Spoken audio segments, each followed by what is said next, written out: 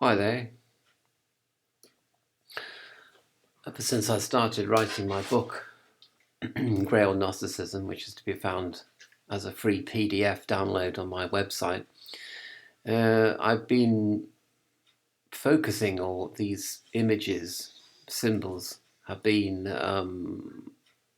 arising spontaneously in my mind's eye, projected on the back of my closed eyelids, which is how I now see images that arise uh, synchronistically, I think, with meditation or contemplation. Um, five basic symbols. The one obviously and I drew these. I had a hunch that I should draw these symbols freehold or freehand rather, which is terribly difficult with a computer mouse, and I'm not very good at drawing, and I can't see, so so I had to do the best I could. But I just thought I should actually do them by hand.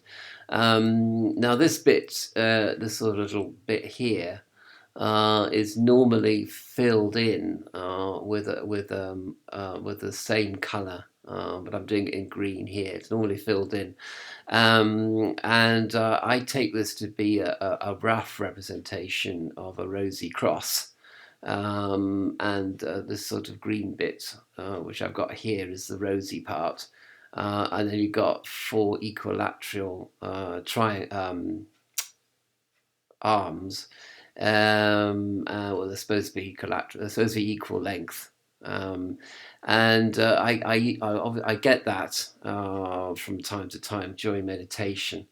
And I suppose if I was planning, which I am planning, to create a chapel of the Rosy Cross, either in real life or on Second Life. Well, in fact, there actually is a Church of the Rosy Cross on Second Life, in fact, which I haven't visited yet because I haven't joined Second Life. But if or when I do, I'm certainly going to check that place out because it looks very beautiful. And there's a lot you can do on Second Life to make things look really, really beautiful for absolutely no money at all. So that's brilliant, really. Whereas a real life chapel, not only is it expensive to build, expensive to maintain, but who's ever going to come there with under the present pandemic situation circumstances? Nobody from America is going to come there.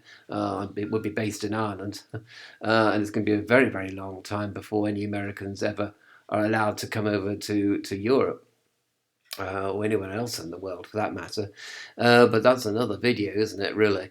Anyway, so this is the sort of central altar cross, as it were, representing the rosy cross, which, is where it's all started, as far as I'm concerned. It's kind of the alpha of my ongoing contemplation of the Holy Grail as it relates to the Rosy Cross. And then sometimes this symbol arises spontaneously. And in fact, actually, it seems to me that, well, the symbol of the Rosy Cross actually appears in what they call the flaming colours, on the back of the tarot deck designed by Crowley and Frida Harris, Lady Harris. Well, she did the paintings, and on the back of each of the Thoth tarot card, as it's tarot set, as it's called, you get this the rosy cross in the flaming colours, and it's beautiful, beautiful thing, and the caduceus and all that, the caducei are flying around the place on the back of the card. So perhaps in my memory, as I've studied magic for many years, this rosy cross has sort of come through, and I'm thinking of that image that Lady Frida Harris created for the back of each of the tarot cards. But the rest of them actually are sort of a bit like the roots of the foundations of the elements, as represented by the ordinary playing card pack, and the Thoth tarot pack. So here we have the root of the powers of air, as represented by the sword, or the ace of clubs, or the ace of swords. And it's a sort of strange looking four sign. And sometimes it's reversed. Sometimes, it's actually a mirror image is created, but normally it's this. And I normally get this symbol if I'm very distressed or depressed or agitated, or in a state about something. I get this spontaneously arising in my mind's eye when I close my eyes. This sort of pops up. Interesting. It sort of, I suppose, it represents steadiness of focus of mind, of rationality over irrationality. So it's kind of appropriate that I should get this image every time that I feel the onset of total irrationality. Um, but of course, it does help having the pharmaceutical chemicals in my system as well. I don't think you can get enough help in this world. You should seek help from any source you can. Pharmaceutical companies, herbalists, acupuncturists, homeopaths, try everything and everybody, because if soul is the ghost in the machine is integral to the soul. So you've got soul, and then you've got the mind body complex around the soul, and it's a continuum. So if the soul isn't going to be able to, you're not going to be able to reach soul awareness unless your mind and body are fit enough to do so. And if they're not fit, you've got to find all sorts of different ways of making them fit, including allopathic medicine. So, there's an end to it, really. Not even going to discuss it further than that. But this symbol, is become associated in my mind's eye with rationality and rational mental stability. So that's a very nice symbol to focus on. Perhaps it might suit you as well. Um, and then sometimes I get this symbol, which is a symbol that, I've seen this in, would you believe it, in Russian Orthodox cemeteries. You see this very much as a headstone. Usually they're made out, well, they can be made out of stone, but sometimes of wood, literal wood. And they sort of look a bit sort of like a cross, with a little sort of hat over the top of it, like this. And in actual fact, this is, of course, is the elk sign, I think, in Odin rune mythology, or rune magic. There's various. Issa is here as well, which is the ice giant, and then they got the actual sort of kind of lozenge shape here, which is another rune I've forgotten the name of. And there's various other runes. There's various runes incorporated into this symbol. But of course, it is the cross. It's like the three crosses, the two crosses for the two thieves, and then one for Christ. And it's also for the Trinity as well. And the binding of the Trinity in spirit as well, and its connection with the lower worlds. So that's kind of what this is about. I get this sometimes in meditation. I'm not quite sure why I get it, but I do. I suppose elk is a very fortuitous rune to actually receive. And ing, that's right. Ing is a lozenge shape, which is to do with family, and home life and everything. So this is sort of maybe to do with home stability, and homeliness, and peace starting in the home. Sort of charity begins at home. So if you've got problems at home, you might want to focus on this symbol. It might do you a lot of good, or it might change your consciousness in some way, in respect to your home life. Who knows? And then I get this. This is very much, I suppose, because I'm living in Ireland. Of course, this is the shamrock, which is, of course, St. Patrick's symbol. It also represents the Trinity. But I sometimes get it with this curious sort of figure here, which could be a kind of heart shape, really. And this could be the Ace of Hearts, Ace of Cups. So this is the symbol of the chalice itself and of the Trinity. Um, whereas this is the ace of pentangles, or the ace of diamonds in the ordinary playing card pack.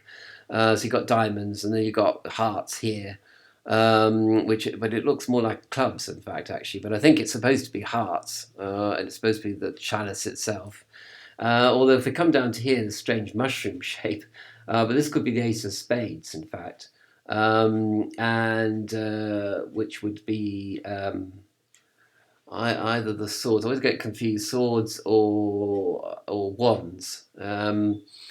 But then this could be a wand as well. So you always get the symbols get a little bit kind of muddled up between wands and clubs and hearts and anyone looks very, this is definitely the ace of this is definitely the diamonds, ace of diamonds here. But these two are kind of interchangeable, I think, and perhaps this as well. And this sort of mushroom figure, this has always been with me for many years. It kind of magic mushroom, looks like a magic mushroom. And again, I suppose it's a similar sort of cruciform shape to this, really. And But it represents transformation and transcendence. So you've got duality here, dissolving into the transcendental realm here, the sort of mushroom tip, as it were. But normally this is much more flattened out. So I've taken this also to be a symbol of the chalice itself, which is a bit confusing. So, as I say, can't really. They're sort of related to chalices and ace of spades. The spades and the hearts seem to be interchangeable in this system for some reason, which I don't really understand why. But so I'd have to contemplate that more fully. So, but again, sort of magic mushrooms, sort of transformation. One thinks of psilocybin, creating, cleansing the doors of perception and all that. So the mushroom shape seems very important. Magic mushroom. And then you get the shamrock as well, which is also, we're supposed to have mystical powers to it as well, the shamrock. And it's supposed to be used in herbalism, which I've forgotten what it is supposed to be used for, but anyway. And then you've got this curious sort of Russian Orthodox style crucifix, which, as I say, is seen in cemeteries, in Russian cemeteries a lot, and Greek cemeteries. So that's a symbol of death, I suppose. This could be the sword of Saint Michael, that chases away the demonic forces that crowds one's eggshell mind. So this is sort of the sword of Michael here, and this is kind of like the triumph of Christ over death here. And then you've got the sort of shamrock and the magic mushroom.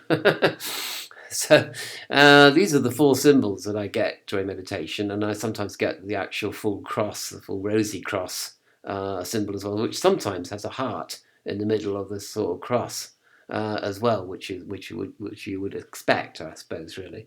So the reason why I put this video up is I just think that you might find focusing on one or more of these symbols to be useful in your life, useful in your Gnostic life, when you're living by the Gnostic rule, and meditating or contemplating. You might sort of look at these symbols in your mind's eye, or draw them, or sculpt them, or paint them, or embroider them, or something like that. Put them into some sort of medium. Put them into a sort of some kind of physical medium, some sort of pewter or gold or silver or whatever, or embroider them into an altar cloth. Why not? And I got the idea that this would be on the left side of the altar. This the shamrock on the right, the sort of magic mushroom at the base, and then at the top of the altar embroidery, altar cloth, you'd have the sort of this Russian crucifix, and then you'd have your rosy cross actually on the altar itself. So basically, the sort of rough design for a full altar cloth, if you're thinking about Gnostic ritual, or Gnostic ceremony, or the Gnostic Mass even. I leave these symbols in your hands to make with them what you will, and I just find these symbols to be kind of nice. And they sort of, for me, they symbolize a connection with spirituality, each in their own unique way. For example, there's this sword of Saint Michael when I'm feeling very distressed and depressed or whatever. I find that symbol sort of pops into my mind. But I mean, you may find that these symbols pop into your mind on other occasions and in other situations. I don't know. I'm not you. So thank you very much for watching this video, and I'll see you next time.